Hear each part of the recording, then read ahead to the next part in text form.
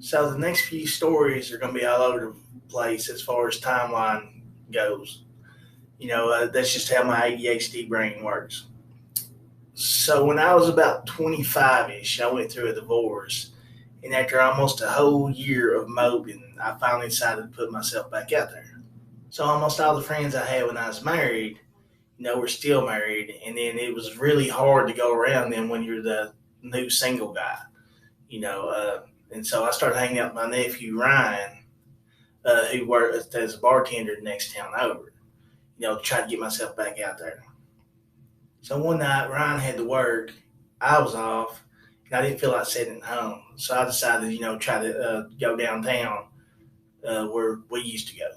At this time, I was super bashful and shy, but I knew this little kind of hole in the wall place. It's kind of like a liquor store, but they had these picnic tables on the back of the property, and the owners and the cops didn't bother you if you went back there, drunk a couple of beers as long as you wasn't raising hell.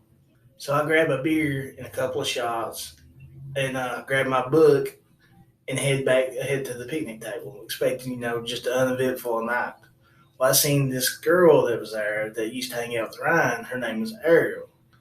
She was like really pretty. She was smart and funny, and that made her even more attractive. She's sitting at the picnic table alone.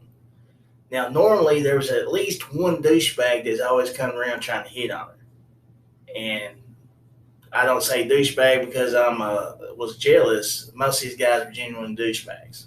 But this night, I was the only douchebag there. She noticed my book, which was a Stephen King book, and it's one that she'd already read. And Stephen King is my favorite author. He's also her favorite author, too.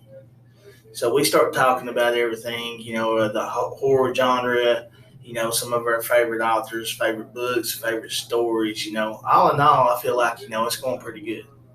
I feel someone sit down next to me, and lo and behold, it's Ray Ricky Bobby. I hadn't seen him in months.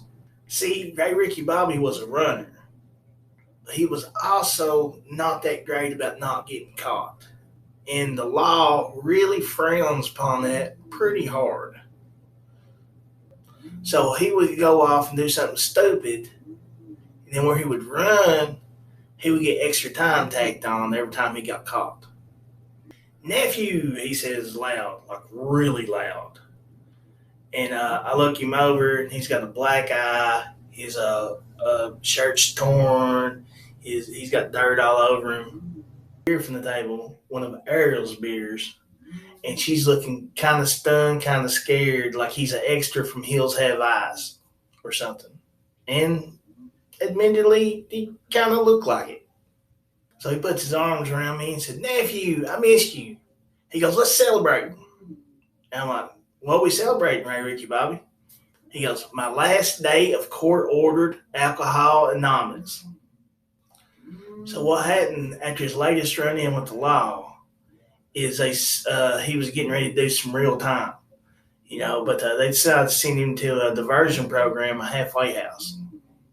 So Ray Ricky Bobby started saying, "It's a pretty rough place, but don't worry." He said, "I never let nobody take my honey bun." He said, "Before my stay was over," he said, "everybody knew my name."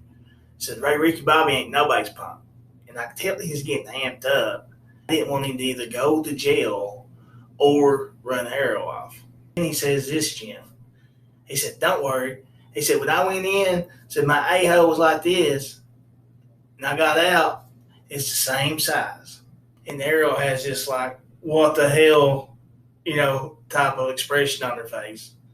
And, I'm not sure what kind of background she was from, as far as family background and stuff, but I'm pretty sure she wasn't too comfortable with, family members talking about the size of their a-holes or, referencing, prison rape. So I'm trying to distract him, and I say, "Oh, what happened to your eye? Did that happen at the halfway house?" He's like, "No, all them sissies know better than to mess with me." He goes, "This happened about an hour ago." So I'm like, "Well, what happened?" And he goes, "Well, I was walking down to here, to get some beer." He goes, "And I seen these three young punks over there bebopping. And I seen them whispering to each other. And I knew they were talking about me. Then they started laughing." He goes, I walked over to him and I said, if you all want some, he said, bring it. And he goes, and they did, and they did. He said, two of them held my arms, doesn't keep me an eye. And that's when he noticed Ariel. He asked her name, she told him, and he goes, Ariel was always my favorite mermaid. He said, I always thought she was pretty, but not as pretty as you. Now that's a pretty good line coming from Ray Ricky Bobby.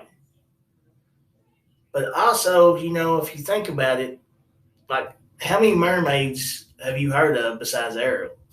Like, honestly, try to name five. I bet mythology majors couldn't even name five mermaids. So he asked where she's from, and it's even more hick place than what we're from. He goes, well, I didn't even know they wore shoes down there. So Ariel was a bit of a feminist, and I could tell she'd had enough of this conversation, So she gets up and starts to head out, and I'm trying to salvage something from the night. So I try to go up and ask for a number. Well, she looks back over at Ray Ricky Bobby, and he's looking at her like this. And I can tell there's no way in hell she's going to give me her number in front of him. So she walks slow, about another 10, 15 foot, and then she just turns on the jets, like we're chasing her or something like that. I'm like, Ray Ricky Bobby, man, what the hell? Like, you ruined my chance. He just starts shaking his head. He goes, ruined your chance? He said, you ought to be thanking me. He said, I saved you. I'm like, how in the hell did you save me from a smart, pretty, funny girl? He said, hell, nephew. He said, she was too pretty for you. Far too pretty. He goes, you would just fell in love and got your heart broke all over again. He goes, it's for the best. He goes, and now we can really celebrate my sobriety.